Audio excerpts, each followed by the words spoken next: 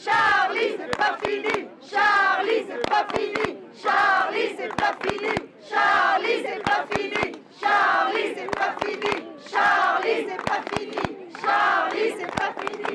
Charlie, c'est pas fini. Charlie, c'est pas fini. Charlie, c'est pas fini.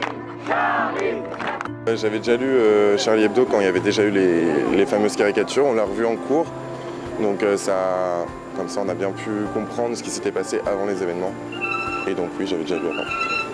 Ouais, mon père l'achetait souvent, donc régulièrement je le lisais, pas tout le temps mais régulièrement.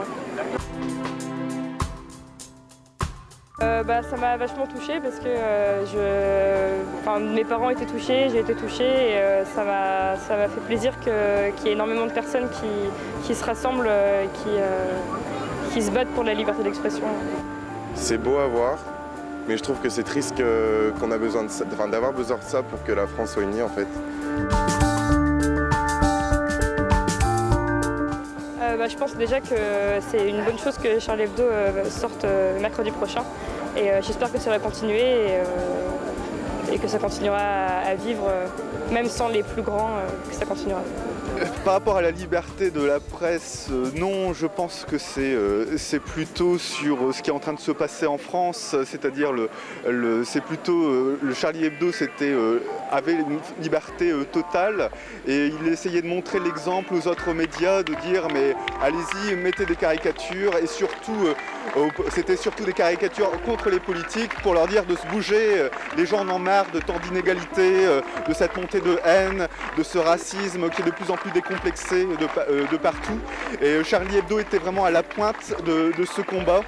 Et donc j'espère qu'au-delà de la marche, il faut leur rendre hommage déjà, mais aussi s'intéresser à leurs idées. Un lecteur, non, bien que je connaissais Charlie Hebdo et que je regardais des fois leurs dessins ou je lisais leurs articles sur internet. Évidemment, comme tout le monde, on est tous choqués et attristés par ce qui s'est passé. La condamnation, elle est unanime, je pense. Et évidemment, on était tous bouleversés mercredi quand on a appris la nouvelle.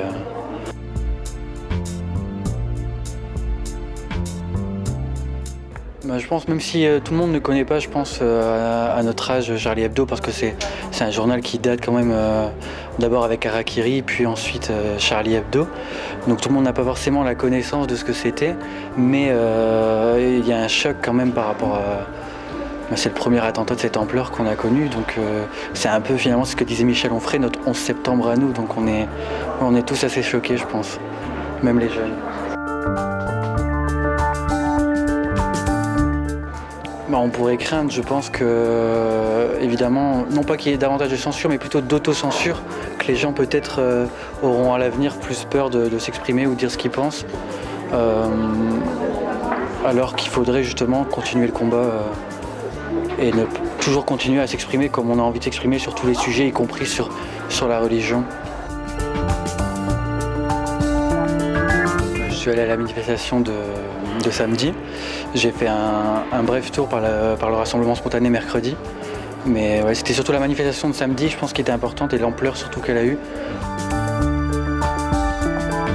En un mot, scandaleux. Choqué. Moi je dirais juste triste et désolant. Ce que j'ai bien aimé, c'est que la France elle soit unie dans tout ce combat et c'est ça que j'ai trouvé plutôt pas mal, quoi. Je suis dégoûtée, le dégoût. Non, pour de vrai, je trouve ça un peu triste qu'on ait besoin d'une histoire comme ça pour unir les Français en quelque sorte. C'est bien qu'il y ait beaucoup de rassemblements, mais c'est dommage que ce soit maintenant, parce qu'au final, c'est un combat qui était porté par Charlie Hebdo et par d'autres magazines depuis des années, et c'est maintenant que la France se réveille.